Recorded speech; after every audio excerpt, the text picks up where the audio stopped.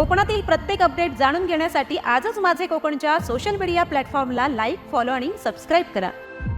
राष्ट्रीय ऊर्जा संरक्षण अभियानांतर्गत 58,000 युनिट विजेची बचत केल्याबद्दल राष्ट्रपती द्रौपदी मुर्मू यांच्या हस्ते गौरवण्यात आलेल्या ब्रह्मकुमारी सुनंदा बहीण यांचे खेडमध्ये आगमन होत आहे। या ऐतिहासिक यशानंतर 31 जानेवारी रोजी रात्री त्यांचे महाड नाका येथील ब्रह्मकुमारी केंद्रात उत्साहात स्वागत केले जाईल।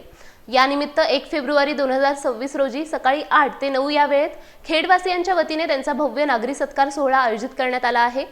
राष्ट्रीय स्तरावर खेड शहराचा मोठा नावलौकिक वाढवणाऱ्या सुनंदा बहिणींच्या या प्रेरणादायी कार्याचे सर्व स्तरातून मनापासून कौतुक होत आहे। त्यांच्या या विशेष कामगिरीमुळे समाजात ऊर्जा संवर्धन आणि आध्यात्मिक मूल्यांची जपणूक करण्याबाबत मोठी जनजागृती निर्माण झाली आहे। या सोहळ्याला शहरातील विविध सामाजिक, शैक्षणिक आणि धार्मिक संस्थांचे प्रमुख प्रतिनिधी उपस्थित राहणार आहेत।